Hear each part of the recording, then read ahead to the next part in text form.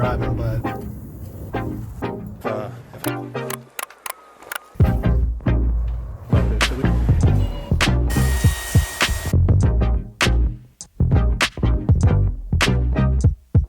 what's up, YouTube? It's your boy Marek, and I'm back with another video, and look who's back in town. Yeah, so she was actually in New York City while I filmed most of this video, so that's why you're not going to see her too much in this one particularly.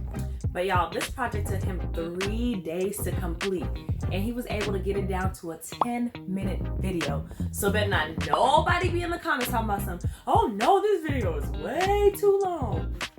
If you've been around for a while, then you already seen part one of our winterization process, where we were kind of wrapping our pipes and getting the frozen pipes all thawed out and fixed out. This is kind of the end of our winterizing of the house, and it's a full-on DIY skirt. I was getting quotes from the local guys here in town of $1,350 and $1,700, and I definitely wasn't about to spend that much money on this project. So I actually got it all done for $350, and that includes all my supplies plus the tool rental. And if you stay all the way to the end of the video, I'm going to teach you how to hack Home Depot and get all your cuts done right there in the store. Because if you're in a tiny house, you don't have that much space for tools. So you got to think smart. So stick around. Enough of the jibber jabber. Let's get to the video. Alright, so the first thing I'm noticing under here is that I have these 2x4s pretty much running all the way along the inside of the frame of the trailer. So what I'm going to try to do first is I want to nail probably like a 2x4 or a 2x6 to this here. That way I've got some sort of flush nailing surface that I'm basically that's gonna come down and come out here. Got these threaded bolts. I'm gonna have to do some sort of like notch cutouts with my 2x4s or 2x6s in order to make that piece go up here flush underneath. All right, so it's been a couple of days. I did actually get a nailing surface attached. So as you can see here, I actually did run this all the way down. I know you're probably thinking, dang, it took you 2 days just to do that. But I got a pretty busy schedule, man. So I'm gonna also have it done up here as well.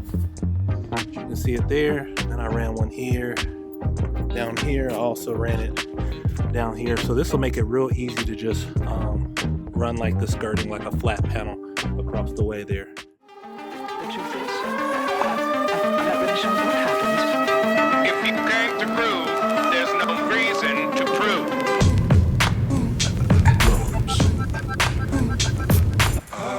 Got a lot of different options here.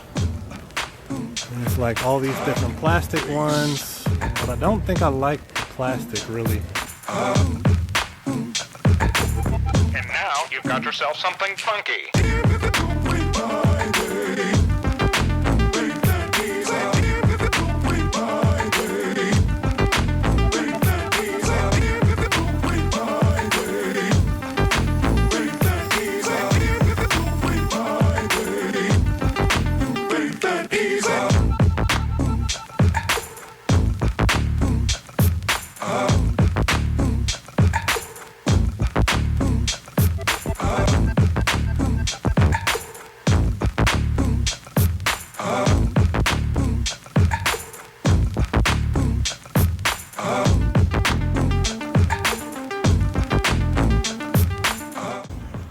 Alright, so it's the next day.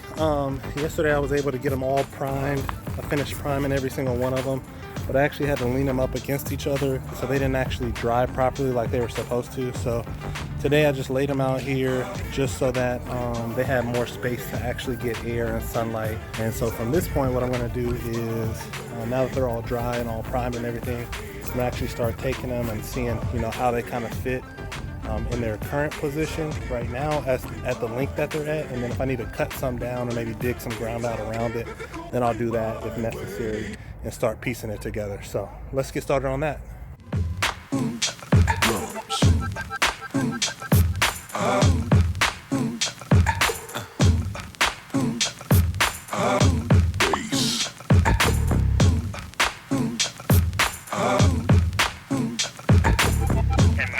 Got yourself something funky.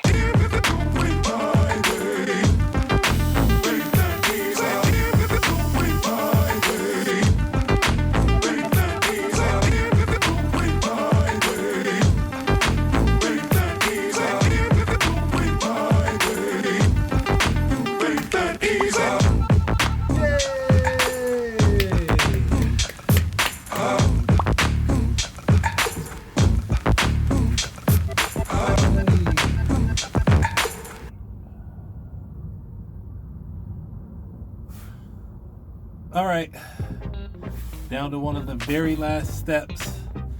As you can see, I'm clearly underneath here, and it's pretty much all done. I mean, I still got to do some stuff over here by the wheels, figure something out with that, but yeah, so I got it pretty much walled off all the way down. That's the back of the house right there. So I'm basically under the kitchen right now. So the reason I'm under here is because I pretty much dug out in order to keep all the boards the same length, like I said earlier.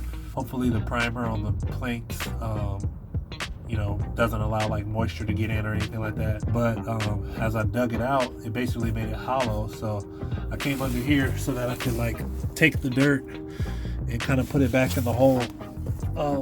So that way it has some support underneath of it.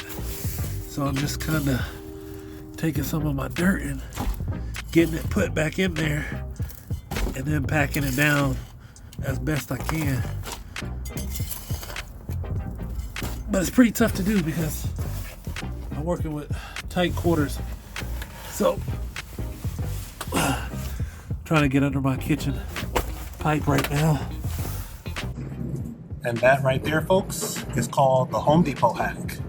So since I live in a tiny house and I don't have space for saws and all of the extra tools that I would need to do a project like this, I just come to Home Depot and have them make the cuts.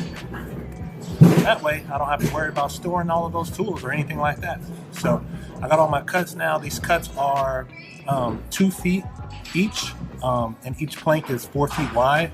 So I needed about 6 to go on the long side of the house and 6 to go on the back side of the house, because we're working with about 24 feet on the long side. So the cuts worked out perfectly. 3 sheets cut into 12 pieces, which is literally perfect and the exact measurements and dimensions that I need for both of the long sides of the house. So there's not going to really be any waste. I'm not very handy, but I'm figuring this thing out.